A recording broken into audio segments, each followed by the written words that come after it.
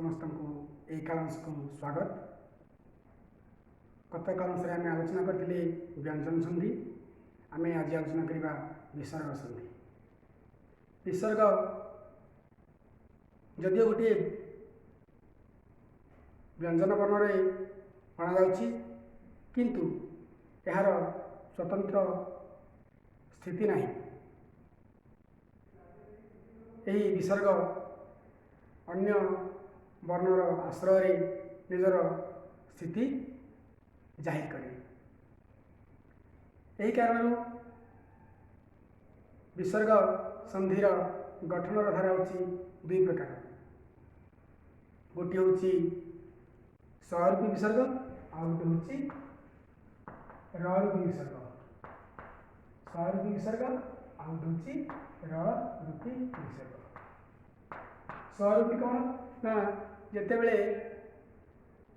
विसर्ग युक्त पदरे स्वर आगम होथबो ताको कहती स्वरूपी विसर्ग। जितेबले र आगम होथबो ताको कहती रूपी विसर्ग। जमीती गोटे मुझे शब्द लिखिली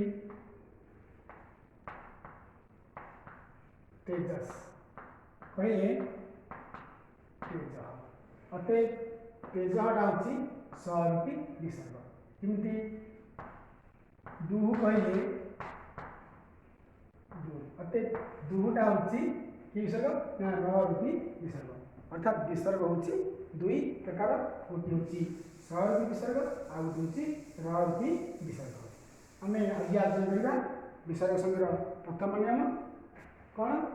स्वरूपी विसर्ग पर तृतीय चतुर्थ पंचम अथवा ज र ब थे विसर्ग स्थान में ओ हुए। आम जानते जे वर्ग होची पांचटी क च ट त प। से कौन कौची ना विसर्ग जदि थिबो तापर जदि स्वरवर्ण अ अथवा वर्ग तृतीय चतुर्थ पंचम किंबा ज र ब थिबो ताहले सेठी ओ हेबो। विसर्ग जगह ओ हेबो। आम बर्तमान उदाहरण लिखा मन युक्तक जोग। ये विसर्ग अच्छी वो यहाँ पर ज अच्छी नियम आधार ये विसर्ग कौन हम ना ओ हम। अटे मन युक्तक ओ युक्तक जोग। सेमती मन युक्तक ओ मनो जोग। आम जाने मन युक्तक जोग समय कौन ना मन जोग। सेमती ततः ततः युक्तक अधिक कौन हम ततोधिक।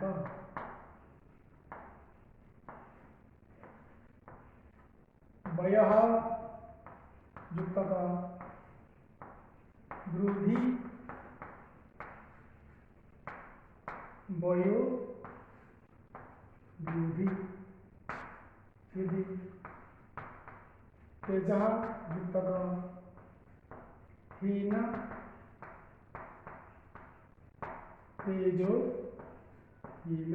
ये अच्छी विसर्ग अच्छी तेज युक्तक हीन तेजो हीन।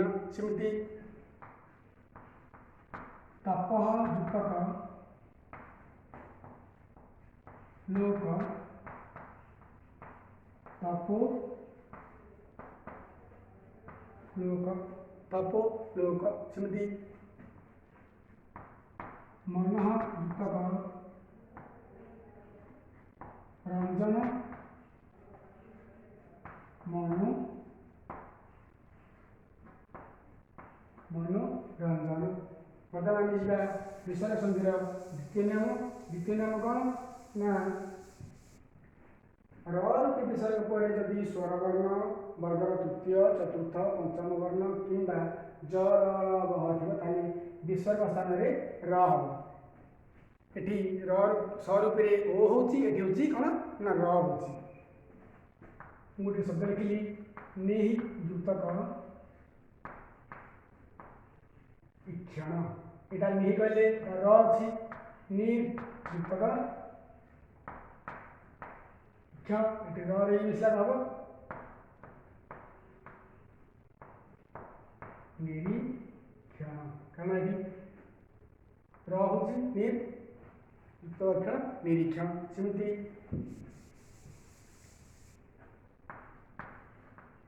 नि युक्त क जन कहबो ना निर्जन सेमती दु युक्त क जन दुर्जन दुर्जन सेमती हबो दुर्जन सेमती दुह युक्त क जोग दुह युक्त क जोग दुर्जोग नि युक्त क लिप्त निर्लिप्त एटे न अछि एटे विसर्ग अछि एटे ज अछि एटे ज अछि सेमती दुह युक्त क गति दुह युक्त क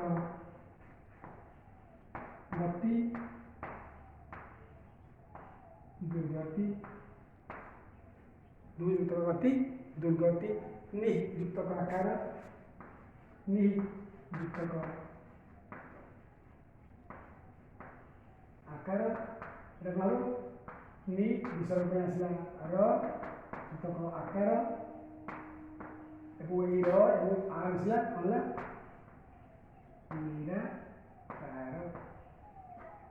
निराकार से भली आमे मध्य अनेक शब्द गठन कर पाइबा वर्तमान जा विसर्ग संधि तृतीय नियम कौन ना विसर्ग पर जदि क प फ थिबो ताहाले सेठी विसर्ग स्थान रे दंत्यस हबो एवं स्थल विशेष रे सप्तविधि आधार रे दंत्यस मूर्धन्यस रे परिणत हबो वर्तमान यार आमे उदाहरण देखिबा मोटे शब्द लिखिली कौन ना तिरस्कार तिरस्कार कौन हम तिरह तब कार एटी विसर्ग अच्छी एटी क अच्छी एटी विसर्ग कौन आसो ना स आसो तिरस युक्त कार एवं ये जो स और इसला कौन नमस्कार तिरस्कार तिरस्कार सेमती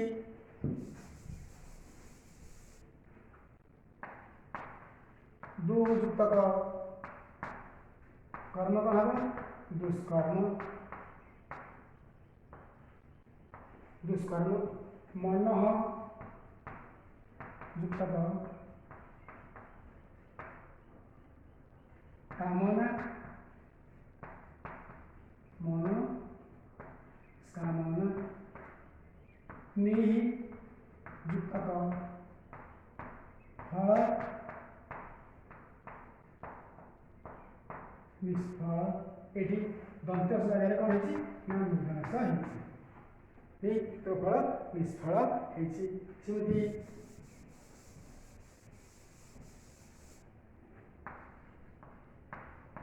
धनु युक्त पानी मारो ना धनुष पानी धनुष पानी एटी सहित एवं सरे स्पाइट एवं दंत्य सरे मूर्धन्यस है धनुष पानी सेमती आमे आयु अनेक गुड़िया शब्द लिखिपर बहिष्कार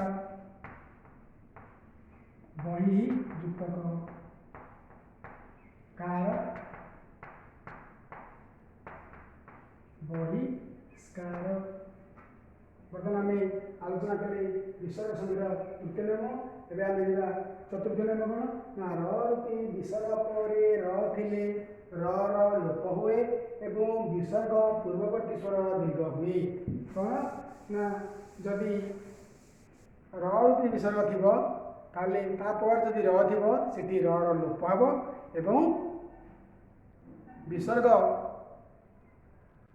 पूर्व जो स्वर थी ता दीर्घ अर्थात ह्रस्व स्वर थे दीर्घ परिणत हम चक्षु युक्त रोग ये कौन अच्छी विसर्ग अच्छी विसर्ग पर कौन अच्छी र अच्छी से कौन विसर्ग पर यदि र थी सी रोप हम अर्थात ये आउ आसब ना कौन हम ना यार पूर्ववर्ती स्वर कौन अच्छी ना उ अच्छी यहाँ ह्रस्व उ अच्छी यहाँ दीर्घ परिणत हम अतः यहाँ दीर्घ कौन हम दीर्घ चक्षु रोग चक्षु रोग ये से सेमती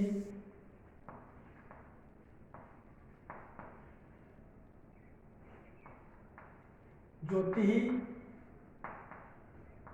राजी कौन हम ज्योति राजी कहीं रसई अच्छी ये दीर्घ ही होगला सेमती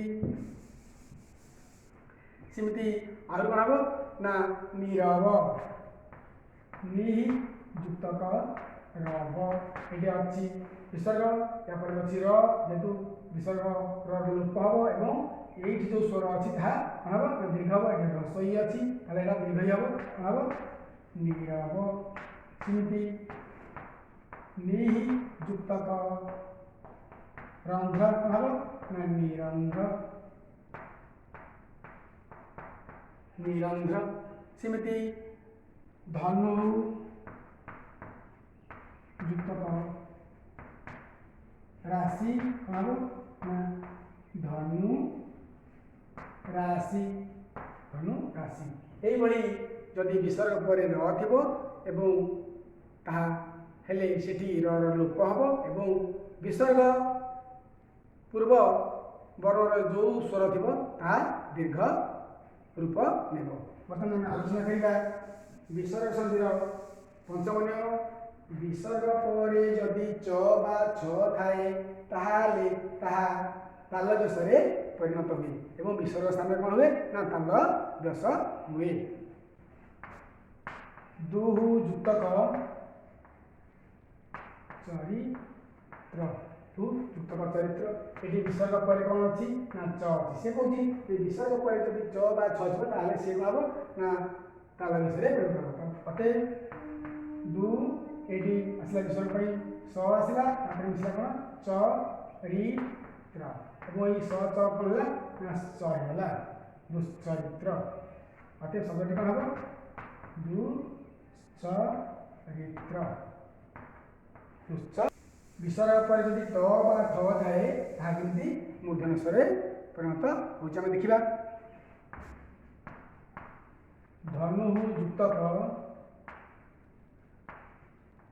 टंकार ये कौन अच्छी ना विसर्ग अच्छी विसर्ग पर कौन अच्छी ना ट अच्छी से कौन विसर्ग पर जब ट बा ठ थी से कौन हम ना मूर्धन स्वर परिणत हम धनु युक्तक स युक्तक टंकार कारण विसर्ग पर स आसला और स ट आसीज से कौन हम नष्ट है शब्द कह कौन धनु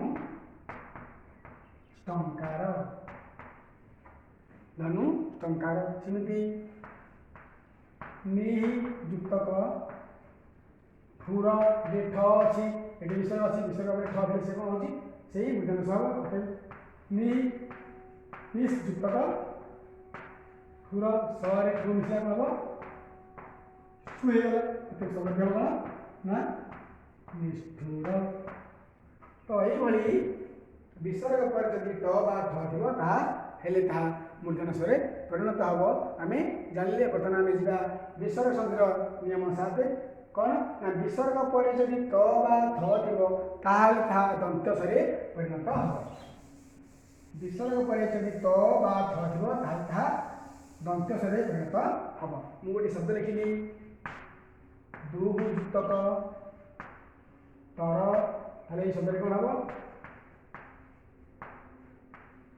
दुस्तर ये विसर्ग अच्छी यहाँ पर ट अच्छी ये कौन आसला दुष युक्तक तर सत होगला अतः दुस्तर होगला सेमती कौन हम नीहि युक्तक तेज निस्तेज।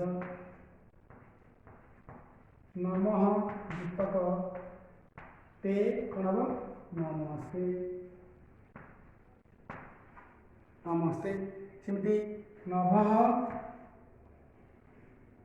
युक्तक तल तल हम नभ स्थल। अर्थात विसर्ग पर यदि त बा थ थो ताहा दंतसरे परिणत हम। आम आज विसर्ग संधिर बहुत गुड़िए नियम आलोचना कले, किंतु विसर्ग संधि बहुत गुड़िए शब्द रे गठन धारा रे टिके व्यतिक्रम देखा जाए। मु लिखिली गोटे शब्द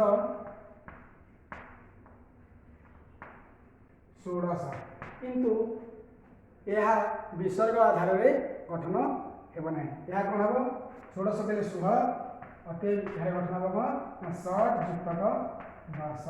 से ही भली एकादश कौन हम एकादश एक युक्तक 10, किंतु एटी ए विसर्ग संधि नियम काम करि परिबो नहीं। आउ मध्ये करिवो पर युक्तक पर परस्पर, किंतु यह पर युक्तक पर हेब नहीं, ताहा भूल। सेमती अह युक्तक अह सी हम अह रह अह। सेमती हरि युक्तक चंद्र हरि चंद्र, किंतु ताहा हरि ही विसर्ग रहिब नहीं। सेमती 12 युक्तक 12 कौन हम ना बारंबार। तो यही शब्द गुड़ी को नियम बहिर्भूत बोली आमको मन रखा पड़ो। अतएव आम आज आलोचना कले विसर्ग संधिर सबू नियम गुड़िक। पुणी परवर्ती क्लास रे आउ किछि नूतन प्रसंग नहीं तुम सामना को आसबि। से पर्यंत रहुछि। धन्यवाद।